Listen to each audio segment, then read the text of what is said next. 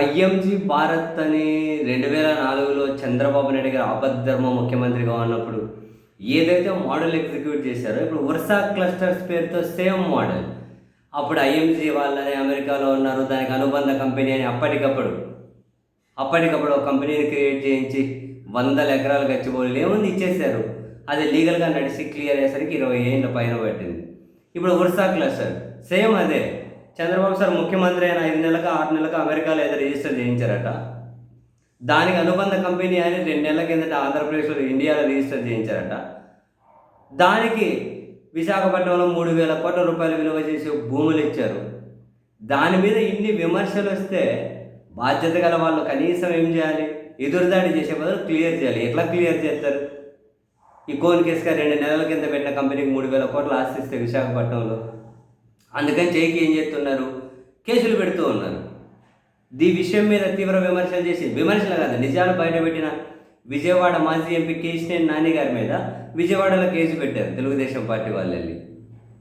ఆ తర్వాత ఈ ప్రమోటర్లని, తెలుగుదేశం పార్టీ నాయకులని వీళ్ళందరూ కలిసి జూమ్ మీటింగ్ పెట్టి దీని మీద విమర్శలు చేసే వాళ్ళ మీద చట్ట ప్రకారం చర్యలు తీసుకుంటాం, అజ్ఞాతం ఇజ్జాతం సైకోకాలు అది ఇది అని చెప్పి తిడుతూ ఉన్నారు.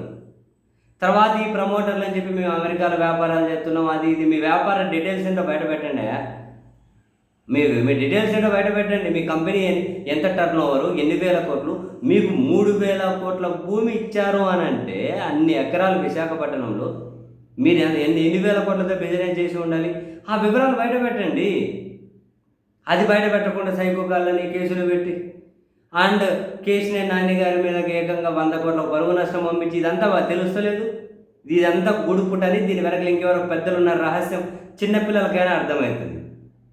చిన్నపిల్లలకైనా ఆయన సతీష్ అబ్బూరి అని ఆయన కేశినేని నాని గారి మీద పరువు నష్టం దావా వేస్తాను, ఆ 21st సెంచరీ ఆ కంపెనీ పేరుతో నేను మోసం చేశానని చెప్పారు, దానికి మాకేం సంబంధం లేదు అని చెప్పి ఆయన చెప్పిన తర్వాత కేశినేని నాని గారు మళ్ళీ సాక్ష్యాలు బయట పెట్టారు. ఆయన ట్విట్టర్లో పోస్ట్ చేశారు కదా, ఈ ఆధారాలకు నువ్వు సతీష్ అబ్బూరి ఏం సమాధానం చెప్తాడని. నీ మిత్రుడు చార్లెస్ శోభరాజ్, అంటే కేశినేని చిన్ని పేరు నేరుగా చెప్పకుండా అని పత్రికలు రాసుకుంటూ, నీ మిత్రుడు చార్లెస్ శోభరాజ్తో కలిసి 21st సెంచరీ పేరుతో మోసం చేసింది వాస్తవం అని చెబుతూ అమెరికాలో సతీష్ అబ్బూరి ఏర్పాటు చేసిన 21st సెంచరీ కంపెనీ వివరాలను పోస్ట్ చేశారు. 2006 జూలై 9న సతీష్ అబ్బూరి అమెరికాలోని కాలిఫోర్నియా కేంద్రంగా 21st century investments and properties LLC పేరుతో ఒక లిమిటెడ్ లయబిలిటీ కంపెనీ ఏర్పాటైన విషయాన్ని ఆధారాలతో సమర్పించిన కేశినేని నాని ఆ కంపెనీ గుర్తింపు సంఖ్య 2006254100130. ప్రస్తుతం అమెరికా కంపెనీ రికార్డుల ప్రకారం ఈ కంపెనీ టెర్మినేట్ అయినట్లుగా ఉంది. ఆ కంపెనీ పేరుతో సతీష్ అబ్బూరి మోసం చేసింది వాస్తవం, చేసేది పచ్చి మోసాలు, పైగా బెదిరింపులు. ఇదిగో నేను సాక్ష్యాలు చూపిస్తున్నా, ఏం సమాధానం చెబుతావు అంటూ నిలదీశారు. ప్రజా సంపదను దోచుకోవడానికి వర్సా క్లస్టర్ను ఏర్పాటు చేశారంటూ ముఖ్యమంత్రి చంద్రబాబు నాయుడు గారిని మరోసారి ట్యాగ్ చేస్తూ కేశినేని నాని విరుచుకుపడ్డారు. వరుసగా ఇదేంటి ఇది?